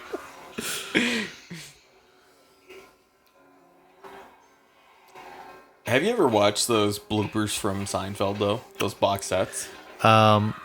Way too many times that I can even count. Oh my god. They're probably my favorite bloopers. Oh my god. That have ever existed. Only because it's like one of my favorite shows ever, and Sure. you know. Oh. It's just one of those classic horror tropes where you're like, fuck you, let it go too long. Nice. Whoa, nice. Nice callback to classic, like, Christopher Lee vampire.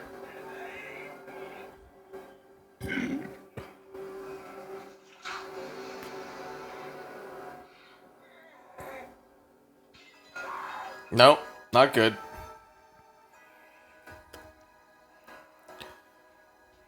I know, busted all open.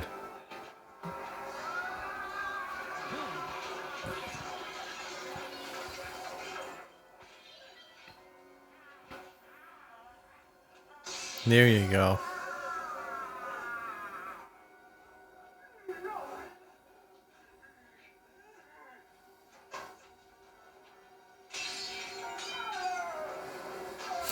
I love how these My biggest mistake was to make my lair in a room full of windows. milk was a bad choice. I just should have chosen, like, a dark basement full of stone. Right. You ever watch Hell House? No, not Hell House. I'm sorry. Hell Night. Hell Night? Linda Blair. No. I've never heard of that. It's one of the Joe Bob drive-ins. Oh, okay. Yeah. Anyway, it just reminds me of, like, now that's a lair. If you've seen that one. It's tunnels upon tunnels underneath the subterranean cave, essentially, underneath a home.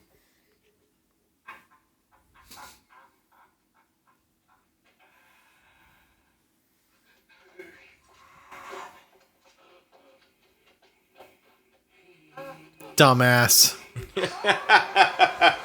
Oh, That's great. I love that green smoke, that green fire. Nice. Oh, awesome. That looks so good.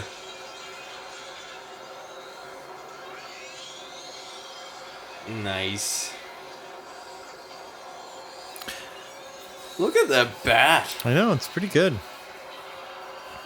This reminds me too of, like, one of the more memorable, like, vampire deaths that I can think of is Yes. Interview with the Vampire, when Kirsten Dunst, remember when they put her in that, like, well, and the sunlight slowly starts to, and they're just trapped in the bottom of this well, and this, like, the sunlight hits them and they just turn to ash. Like, Yeah.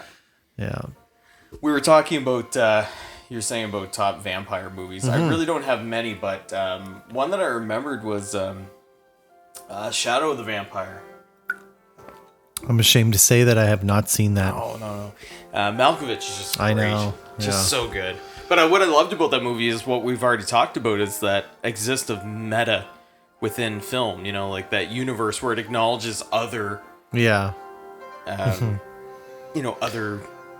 Yeah, lore. like they're portraying the Nosferatu movie, but what if the guy was actually like Max Shrek. Yeah. He's real. Yeah. Yeah. No shit is for sale.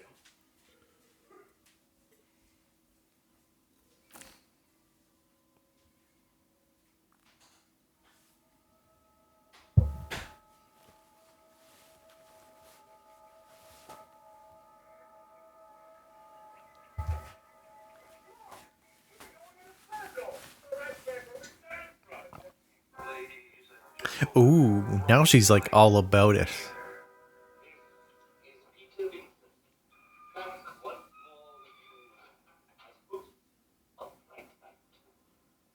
I thought I'd let the vampires rest for a little while. Right, Charlie. Tonight. Meanwhile, like they've just been through probably one of the most traumatic experiences of their whole life. Right, Charlie? Wink. Oh my god, yeah, you're right. That was a funny time.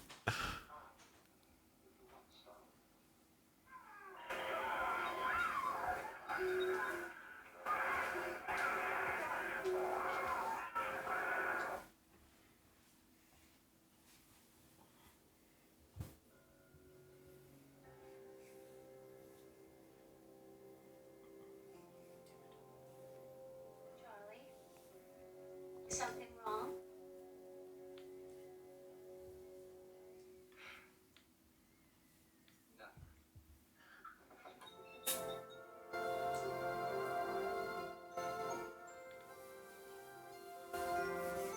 Oh. He gets the girl. Oh yeah, this always Oh, that always freaked me out as a kid too. Oh, you're so cool, Brewster. And it's almost like when I was a kid, I I took that at like face value. I was like, oh my god, Evil's still alive, but he wasn't though. So like, what's up with that ending? Actually, can we appreciate too? Like, the cast list was very minuscule as you saw them go up. Yeah. Like, But I think that's the effective nature of it. It's not about the deaths, it's about the storytelling.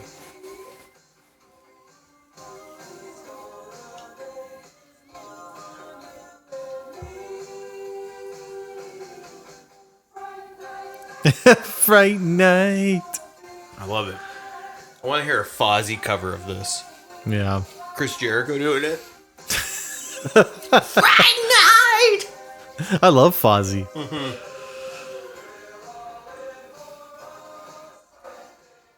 Very cool. Yeah. That was great times, man. Forgive me, I'm into this cupcake. I know. Now I'm going to like eat this cupcake in like 3 bites. Yeah, oh, this is so good. This is far more than 3 bites, but I'm into it. Uh-huh. Oh, yeah.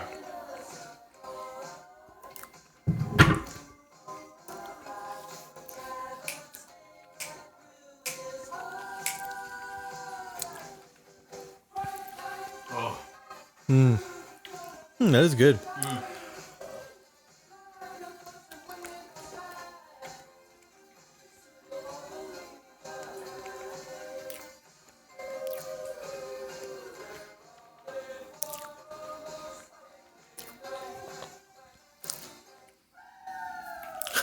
Woo!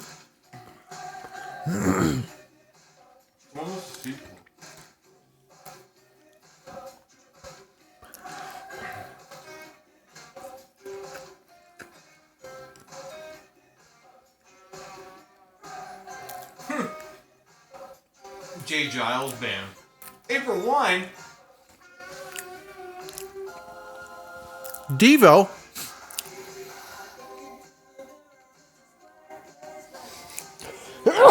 Excuse me. Bless you. Jeez. Bless you. 1988. So 3 years later, they were like, let's do a sequel. Autograph. Turn up the radio. I've never seen Fright Night 2. Have you seen it? No, I downloaded it though. See, this is the poster I remember for Fright Night 2. Yeah. It's a great cover. I don't remember this one. You don't? I don't remember that one. Oh, that's from 2? I know. No, I definitely don't remember that one. Welcome back. I just, to me, it looked like the Fright Night 1 cover.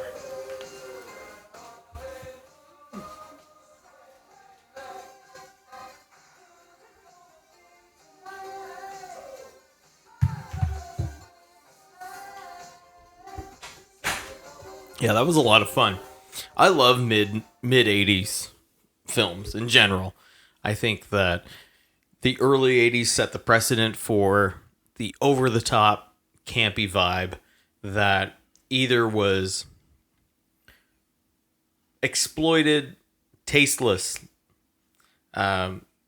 exploited to a tasteless degree, despite some of my favorite films being classified within that description. But also there are films that were produced by the mid 80s to the late 80s that really stand out as being trying to set themselves apart. But it's difficult when you're floundering in a sea of, with all intents and purposes, garbage. And it's a slippery slope. It's a slippery slope with 80s horror, especially because horror as a genre is very broad. There's all these subgenres that exist within it. And I find that when you see a 80s horror film with a ranking of, let's say 3 out of 5 stars, 2.5 out of 5 stars, that's not necessarily a bad thing. It doesn't mean you're not going to have a good time watching it. It's almost like you just have to know what you're getting into. And Fright Night is actually in the upper echelon of well executed 80s horror.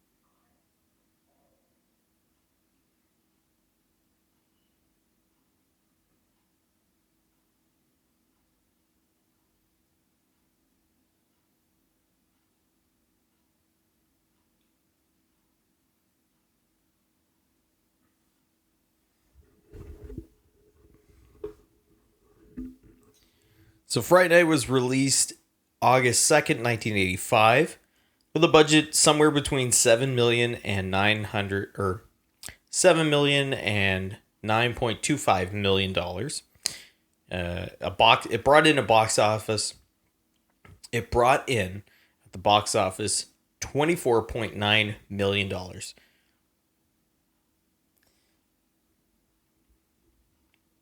Obviously, there was a remake in 2011, which actually received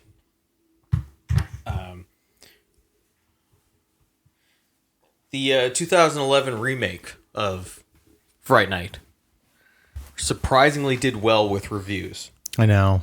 I saw it. I don't really remember it. No. Maybe because I was, I don't know, expecting too much from loving the original so much, but I don't know. I just remember it didn't make too much of a dent, too much of a mark on my... But let's objectively look at it. Colin Firth? Yeah. That's a good Jerry Dandridge. Yeah. Come on. Yeah, it's true. I'd say yes. I'd say yes. But no. To his sweet turtlenecks and his sweet... Yeah, I was just saying that. This movie had a budget of somewhere between $7 million to $9.25 million and brought in $24.9 million at the box office. Yeah. In 85. I don't know if they even expected it to be a hit, but... It's definitely become a cult classic. Definitely become a cult film. Yeah. Soundtrack is great. Not only just the score, but the actual included, band. Mm-hmm. The band contributions. What else we have here? Yeah, so Jay Giles Band. You're familiar with them? No. Freeze Frame. Freeze Frame. Yep. I know that. Yeah. I guess I know that more than I know Jay Giles Band. So Jay Giles Band was originally kind of like a blues rock band. And then they got into the 80s and came up with Freeze Frame, My Blood Runs Cold. Oh, that's a great song. I love that song. Memory has just been so... My angel is the Angel is the centerfold. centerfold. That's Yeah. it, yeah. Na, na, na, na, na. That's an anthem. Yeah, man. Yeah. April Wine from Bedford. Ian Hunter, another Canadian artist. Devo. Really don't have to say too much about Devo. But it was a very, very mid-'80s soundtrack. Reminiscent of Footloose at times. It had those like, oh yeah, that's a good song moments where you're like, yeah, that's a good one. Yeah. Yeah. Footloose, you can't That's compare the that ultimate soundtrack. You and I have always said this. I know. I have it on vinyl, and whenever I had people over for the parties, pre-kids, I'd put that one on, and Kyle would always lean into me probably about 3 beers in, and he'd go, that's the ultimate party album. It is, though. There's so many great songs on that album. Yeah. The B-side to that album is stellar. Yeah. You can never, ever, ever, ever, ever, ever, ever, ever hide your heart. You. And what's the song? What's the main one? Holding Out for a Hero? Man, such a crazy song. Awesome song. And Footloose will always get people bumping. Yes. Yeah. Yes. Even Almost Paradise, as much as a cheesy ballad that it is. Almost Paradise. Yeah. You put that on, people know exactly what movie that was from. Heaven's door. Yeah. Oh. Yeah. I love that. I love that album. I was listening to that the other day. It was great. Do you know what was not included on the album that stuck with me until I owned the album, which was played in Kevin Bacon's car on the tape deck as he's pulling into high school. Mm-hmm. You would have to be listening to it or have watched it enough when you were young to like have that memory burn. Mental Health, Bang Your Head by Quiet Riot. Wow. Bang your head. Mental health will drive you mad. Yeah, because he was like he was the the ultimate rebel. in, like the Well, music, he came to a town that what he represented, the music he was listening to, Yeah. what he wanted to do. he came to a town that didn't allow dancing. I know. Well, thanks for hanging out with us, watching Fright Night. I'm Matt for Nostaljunk Podcast saying, welcome to Fright Night. For real. And I'm Kyle for Nostalgic Podcast saying, oh, you're so cool, Brewster.